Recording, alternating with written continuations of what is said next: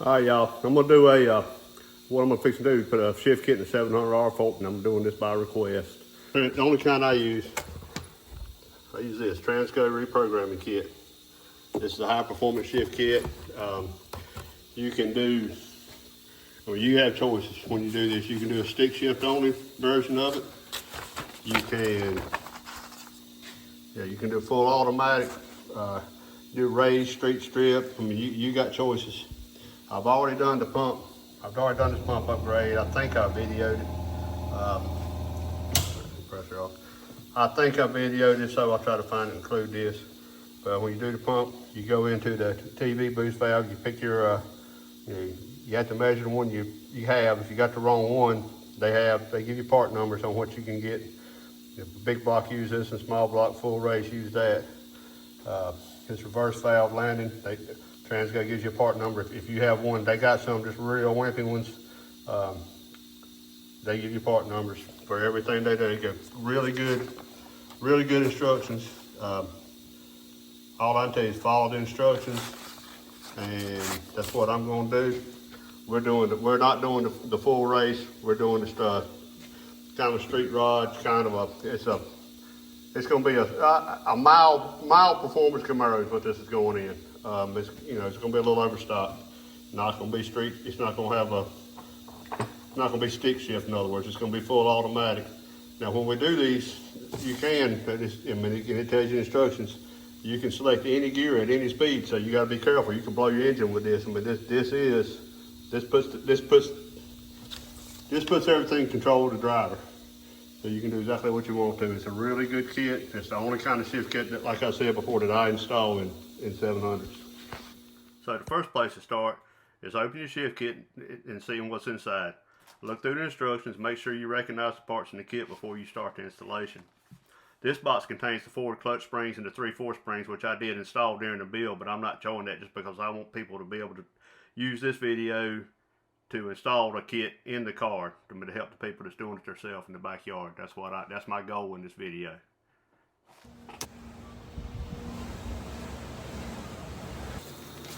First thing in the instructions, they tell me to grind this land off right here. So that's what I'm gonna do.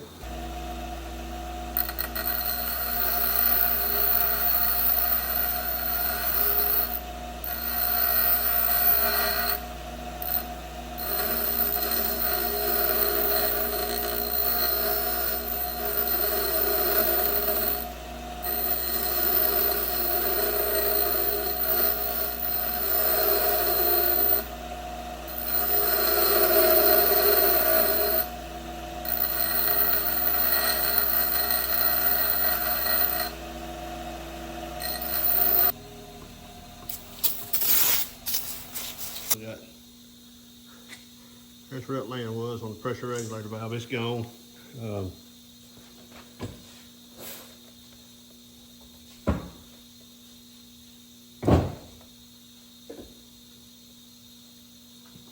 Transmission fluid on that valve. Be careful what you use for lubrication on transmissions. WD-40 works good, but you don't want to put anything in there. You could cause a problem.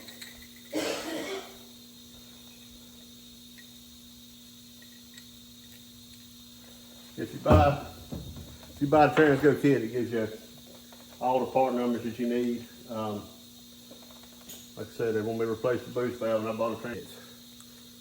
Got a little spacer they want you to put in.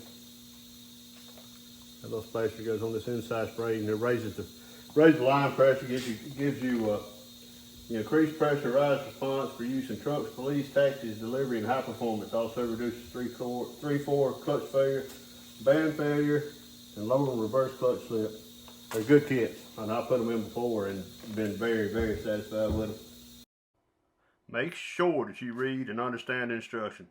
This kit can be either stick or automatic shift, lock up or non-lock up. There's an early and late 700, so just pay attention. Make sure you're doing the right step at the right time, or you'll have problems.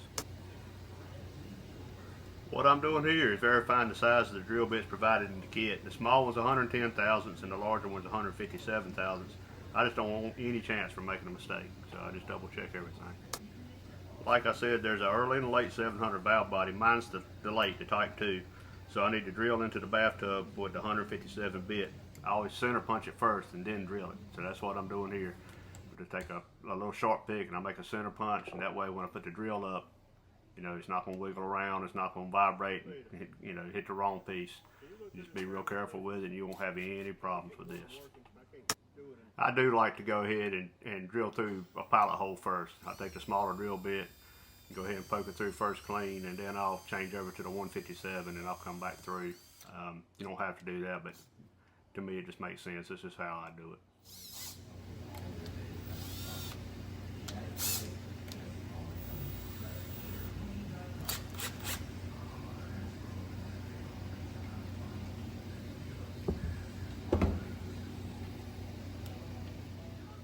As you go through this kit, make sure to keep everything as clean as possible. This valve body's already been pre-cleaned.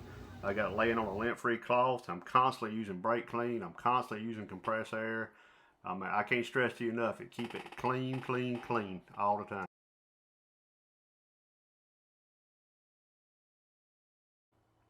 In this step, I'm removing and discarding the 3-2 control valve and the spring. I'll put a new valve, plug, and spring in here in a few minutes, but right now we just got to get it out. To get it out, there's a roll pin. As you can see, I'm driving out through the back. I just take a little punch and I drive it out. When I flip the valve body out, the roll pin will be sticking up a little bit. You'll grab it with some needle nose or some dikes if you need to. I'll put my finger over the hole just in case it flies out, but it usually don't. Usually you'll have to fight to get this valve out. I mean, you have to work at it for a few minutes. I'll probably cut a lot of that out, but you know, it is a process. I had to remove this pressure switch so I could get that 3-2 control valve out. You know, it just wouldn't clear. So there's nothing special about this. Just take the switch off, just set it to the side. After you put your kit in, put the valve back. Don't use any Teflon or anything to put it back. It'll seal by itself. Just, you know, just take it to the side and put it back in when you're ready. All right, remember how I said the 3-2 control valve could fight to come out, and it's a process. Just use picks, pocket screwdrivers, needle nose pliers, whatever you need to get it out. Just make sure you don't scratch the valve bore, because we're going to do away with the valve and spring. But you just work back and forth, you know, just inch it just a little bit at a time. Sometimes it takes a few minutes, but just get it out and then lay it out to the side, just like I did there. Okay, be careful here. Be real careful. I'm drilling 2 holes into the valve body per the instructions. They're really good illustrations showing exactly where to drill. One vents all the way through the valve body, but one of them goes into the actual valve bore. Do not drill all the way through that bore. I mean, you're going to have to drill into the bore and stop. I don't care if you got to put a pencil in the valve bore, whatever you got to do, just make sure you don't drill it into and through the valve bore.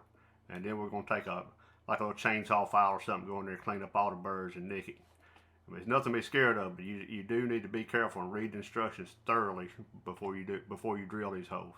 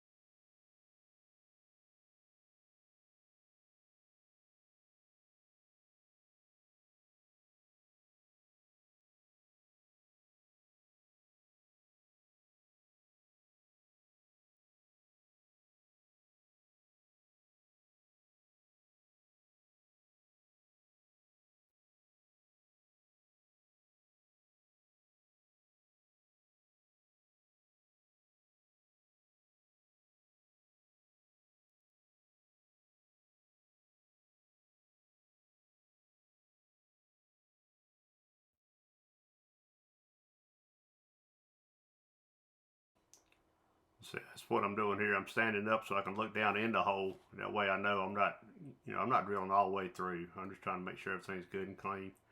And this is that chainsaw file. It's what I use. You can use whatever you want to, but this is how I deburr them. Take a little file, and sometimes I'll take some emery cloth to get down in there. And once again, clean, clean, clean. I'm using brake clean, and I also use WD-40 to blow out the little chips and stuff. It just really helps. Okay, here I'm gonna remove the throttle valve plunger and the bushing.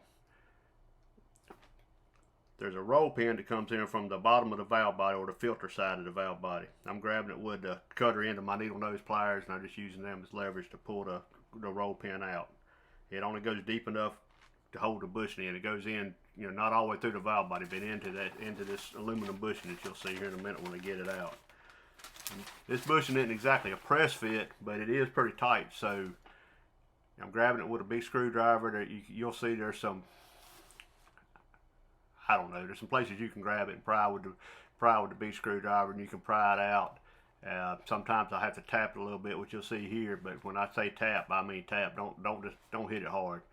And as soon as you get it, see how it just fell down a little bit. As soon as you get it there, you can wiggle it out, and you know, then you can get it out. But you know, just be careful with it. You know, it is tight, but you don't want to tear anything up.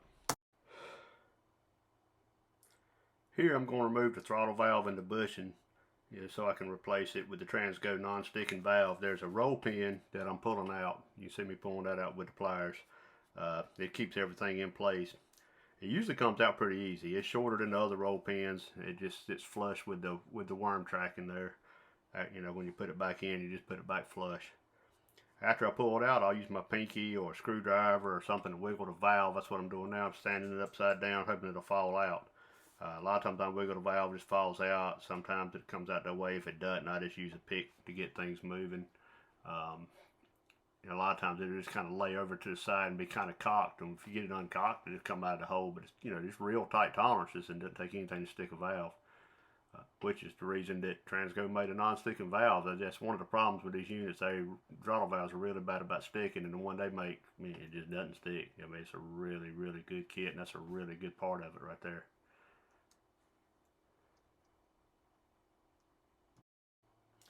Okay, what I'm doing here, I'm laying out all the new parts so I can get everything ready, so I know that way I can check with the kit and I know exactly what I'm going to do. Look at the end of the TV plunger. I tried to video it and it was just too blurry. I didn't even show it. But the end of the TV plunger, there's a number. Shows it real good in the illustrations in the kit. If the plunger has either, you know, no number whatsoever, or if it has a number 94 stamped in it, which most of them are going to have, you install the new throttle valve and the spring. But if it doesn't, if it has any other number, then you reuse the original throttle valve, and there's a tapered spring in the kit. So like I said, I lay them all out. You know, they'll tell you which springs to use. There's a red spring to use. If the original was longer, they said use a long one. There's a spacer you put in, the valve. There's you know, little springs behind the valve and the bushing. Just lay it all out the way it's going to go in, and you know, you won't be looking around. You won't be scratching your head. You just go through everything.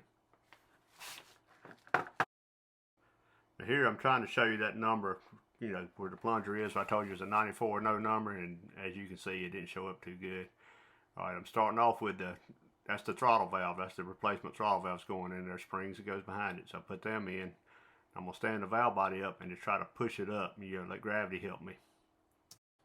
Okay, here I'm sliding I put the throttle valve in the bore, and it's got the spring, a little bit of resistance on the spring, so I got to push the spring back. I got a little pick in there I'm doing it with. And then we'll set that roll pin out that I took out a few minutes ago, the one that I told you it was shorter than the rest of them.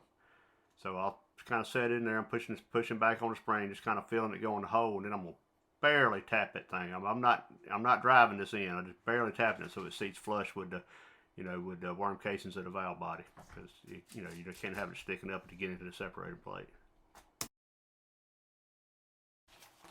Okay, if you're installing this kit, you'll see in the parts there's behind the TV plunger and between the throttle valve, there's a spacer, and then there's a red spring that's provided in the kit.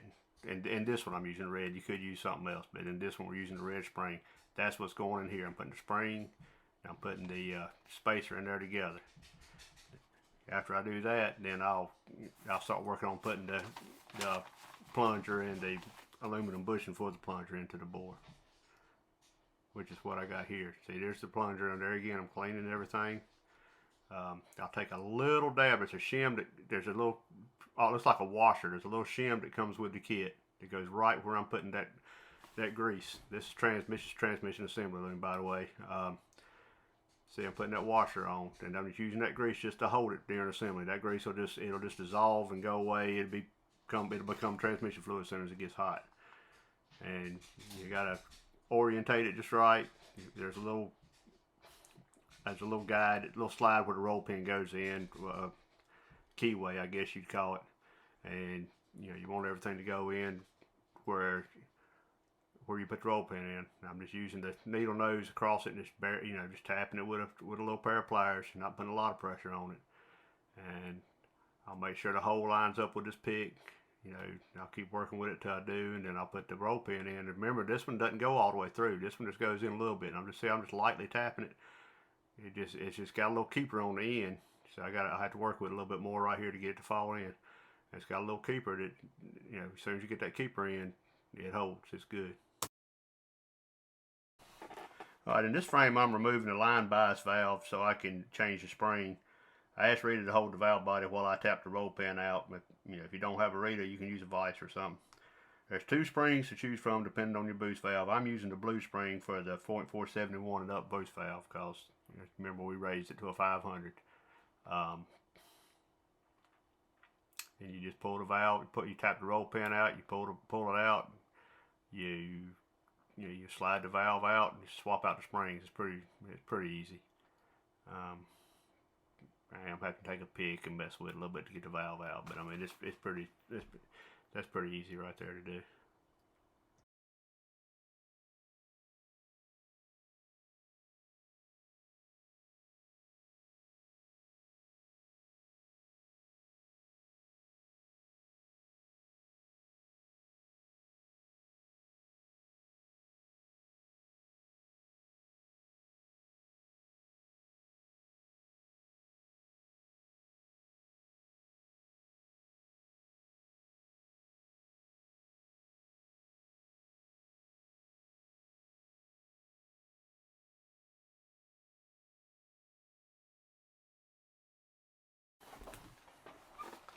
Okay, I left this frame in just for one reason and one reason only. That's because I want to just stress how important it is to follow the instructions closely.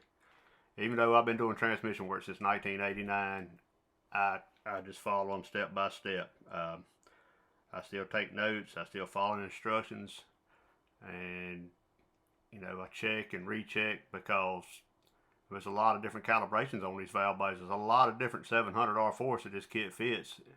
And Transgo has done the work. They've done the research, and if you go by and do exactly what they say, you will have success with this kit.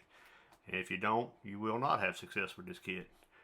And that's exactly what I'm doing here. I'm just double checking, rechecking, making sure I got the right valve, discarding the old valve, and just putting it all together. There's no need to get in a big hurry. We want a good shifting transmission. We want this thing to bump, and that's what this thing's going to do when it's done. I'm confident of that.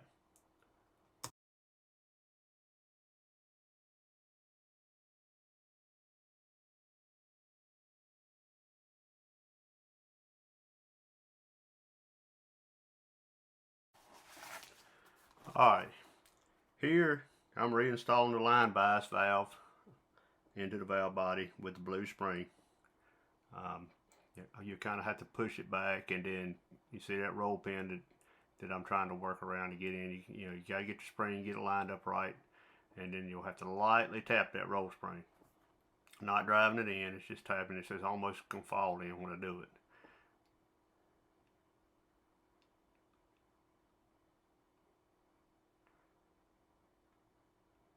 See, I got it started, and I pushed it in, and then I was using little valve body bolts, what I was using to push that in with. Okay, then I'm going to remove the second accumulator valve. The kit's going to provide 2 springs. It's going to provide a brown for a firm shift and a white for the firmest shift. Well, that's what we're doing here. I'm putting the white shift. I'm putting the white in. If I go in, I'm going for the firmest shift. I like them to hit. It's solid. It's not tearing up any U-joints or anything, but it's going to be a good firm shift, especially when you're getting on it. And that's why you put a shift kit in.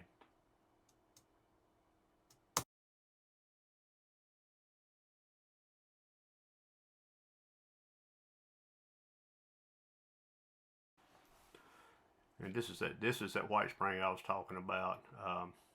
There again, you got several springs that kind of look the same. You just take your time, go through, make sure you're getting the right spring.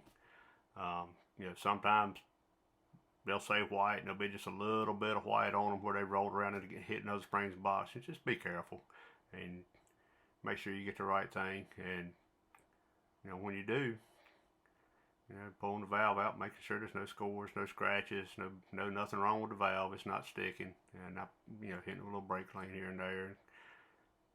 It's just, you know, just take your time and be thorough with it. There's the white valve going in, and you know, we'll slide it up in the hole. If you've got to this point in the kit and you've seen that almost every one of these valves is held in by a little roll pin, this is no different. It just sets in. I'm going to push it in with my thumb, and then I'll take like a, you know, well, you can see what I'm taking. I'm taking a pair of needle noses and you're just slightly tapping it. It's going to be flush with the case when it gets down, and that's how it stays in. Earlier in the video, we removed the 3-2 control valve and discarded it. This is what I'm replacing it with. The kit provides 2 different valves, a large and a small, and you simply just use whichever one fits the bore. In your valve body, you got either a large or small bore, and it comes with a white spring for a large bore. It comes with a yellow spring for the small bore. Kind of hard to mess it up. This is part of what gives you that control, where you can select the gear at any speed. You can, if you want to pull it down in the first gear going 100 mile an hour and blow your engine, you can do it with this. I mean, you shouldn't want to do that, but in a performance situation, you want control over your car, and that's what we're doing here.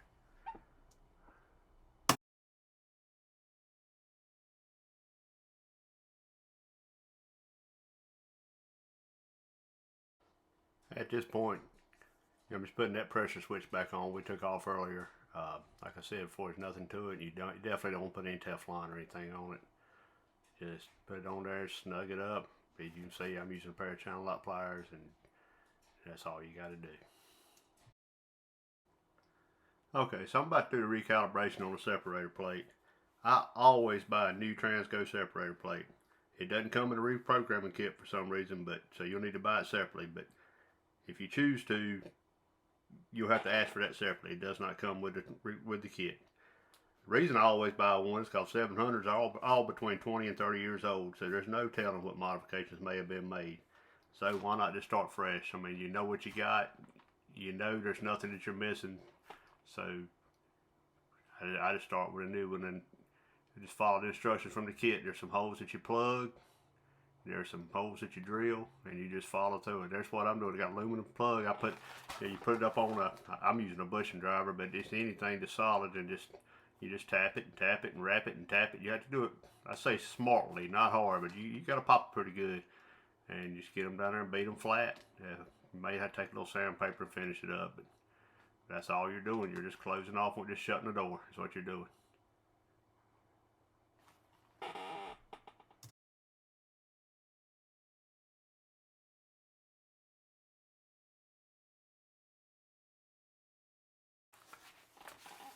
Alright, here again, this is another place where you got instructions. They've got really good instructions, but be careful. Follow them. Don't get in a hurry because you got all different choices. And like I said earlier, you could be doing a stick shift, a manual. You know, you don't want to be setting this valve body up for something and to do something you don't want it to do. But they're really clear on them. You got choices of firmer and firmest shift feel. I always go with the firmest no matter what. It's just how I do them. I don't have any reason to put a shift kit in one that this type of reprogramming kit in one that I don't want to perform. So I always go all out. But all these aluminum, well, they're lead plugs are furnished. They do tell you to go through like with a 3/8 drill bit before you put a hole. I did it, but I didn't video it. You just go by hand and just kind of turn it by hand. It just kind of knocks the edges off, sort of chamfers the hole before you drive it in. It makes it go in a little better. And yeah, when you see what we're doing, it tells you exactly what to drill, when to drill it, and what drill bit to use. There's no guesswork. The only thing you can mess up is just by not following the instructions.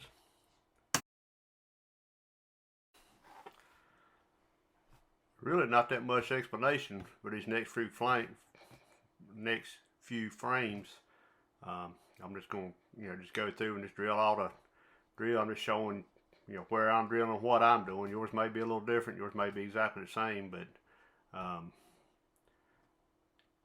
am setting up. I got it like when I lift up the valve body plates, you can probably see there's a bushing driver up under it. I'm just setting it up to to support it, and it's got a hole in the middle, and I'm drilling through the hole, so I'm not drilling into my bench.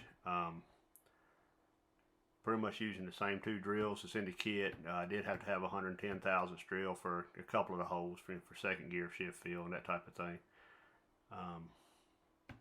But yeah, I don't really have a lot. It's not a lot I need to explain on this next few frames, but I thought I'd leave them in here anyway, just so you can see how it works if you've never done it before, or if you have done it before and you think I'm doing something wrong, maybe you can tell me that in the comments.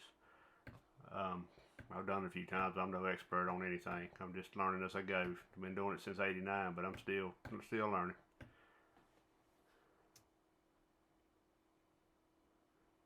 I'm just taking my pocket knife. That's all I'm doing there. That's where I drilled, and I'll take the big chunks off with the pocket knife, and then I'll go back over with some sandpaper and sort of smooth up the bad edges.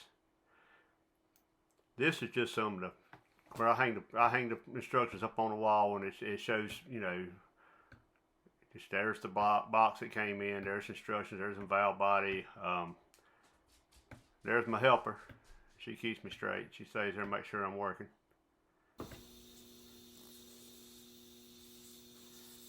I'm putting a Corvette Servo in this thing, and I didn't get good videos of it. I wish I had.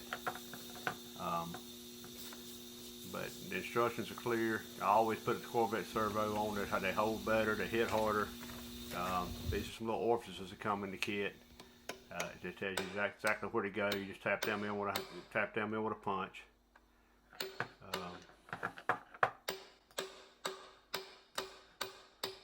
There's one that goes up.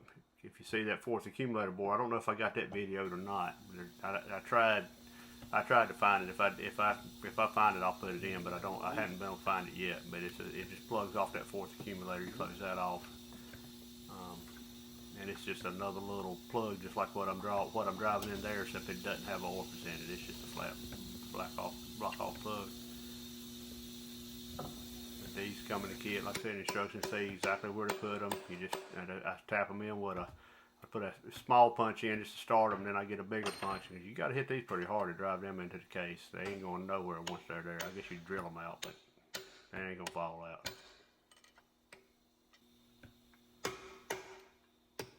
This finish, that's where I start off. Got a little bigger roll pin punch. Alright, this is where I'm setting when you put your servo in, this is how you adjust your band. You put the servo in, there's some washers that go in the servo. I didn't get a good video of it. I got a little bit of it. It's just going to pop up here a little later. But I put the servos in with no seals. So I put the cap in because you got to keep putting it in, taking it out. You put them in. If it's too tight, you take a washer out. You put it in, it's too tight, you take another washer out. You leave your E-clip off the end of the band apply rod until you're done, because you're gonna be taking this off on and off several times.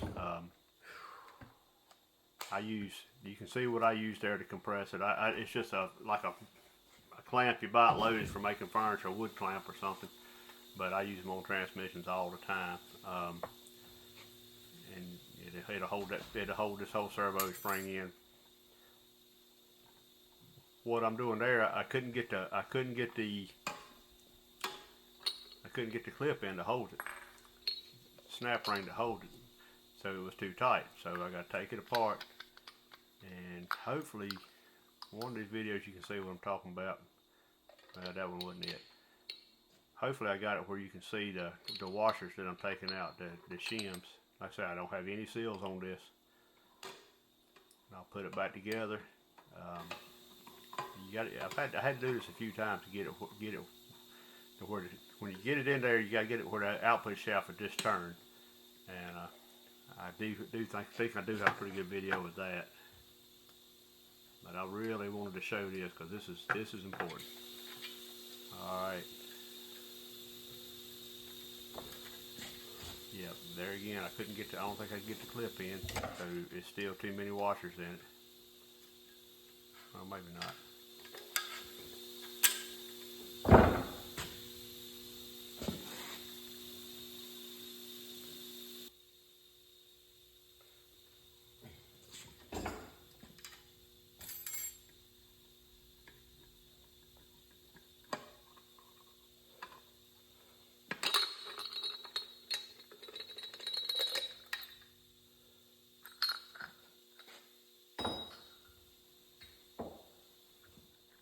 Okay, right here, I keep talking about those washers, there they are. Just if you see it down, I didn't get a perfect picture of it. There's a stack of washers, there's thick ones and thin ones, and you take them out and move them around until you get what you want. I mean, that's just how you do it. And what you want is you want to be able to turn the output shaft by hand and have just a little bit of wiggle on the band, which we will show you, when I get it. But I just want to show the process because it's not a one and done thing. You're just going to have to do it by feel. And what I mean by feel is what I'm doing. Put it together, get your snap ring in, feel it. If it's too tight, take it back apart. If you can't get the snap ring in, then obviously it's too tight.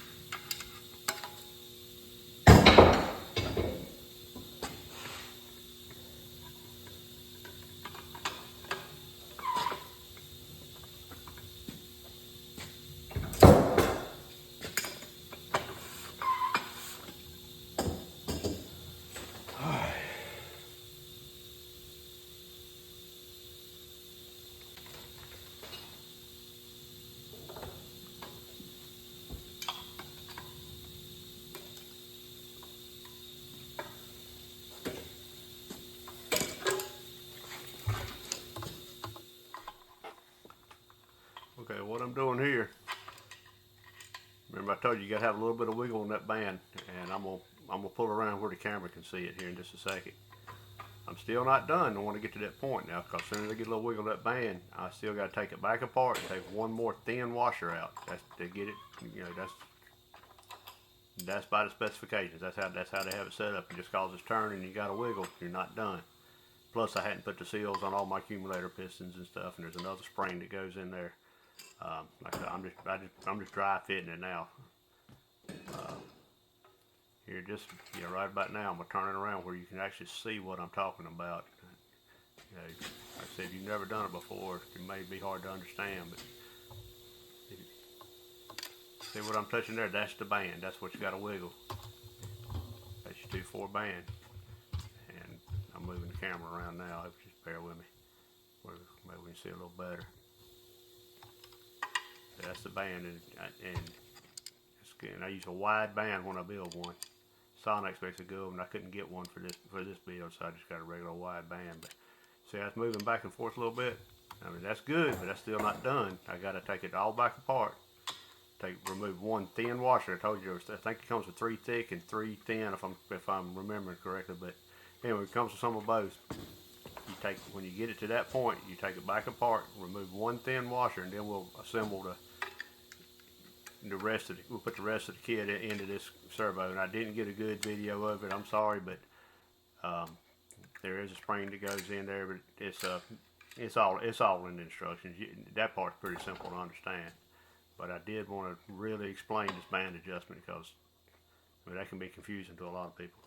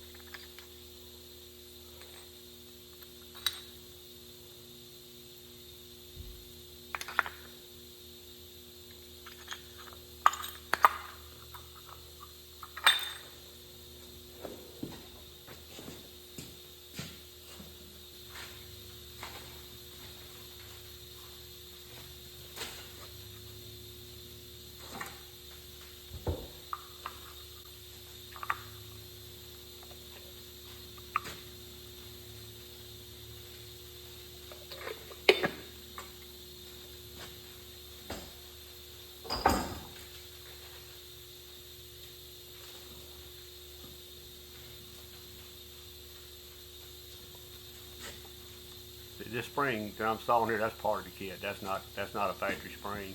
It doesn't even have one there from the factory. But they, when they recalibrate, they changed it. They put that spring in. So I want to pop in and tell you that's the spring I'm talking about.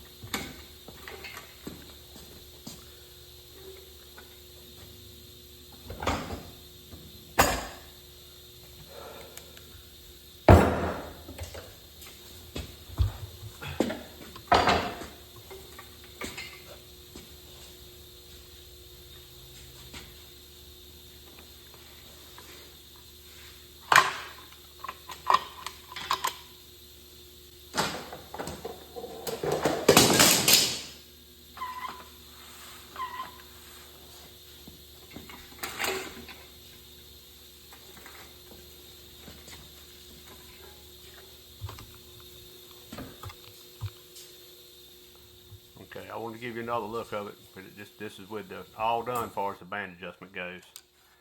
You can see where it just moves left to right. It's free, but it's tight. It's not tight, but there's not a lot of clearance there. Is what I'm saying. The rest of it, I'm just going to let the separator plate on. The rest of the video, I put the valve body in another video, the previous video to this. If you like this, please like, please subscribe. We're small, but we get excited when we get a subscriber. I got 132 subscribers, and I'm proud of every one of them. Thanks for watching.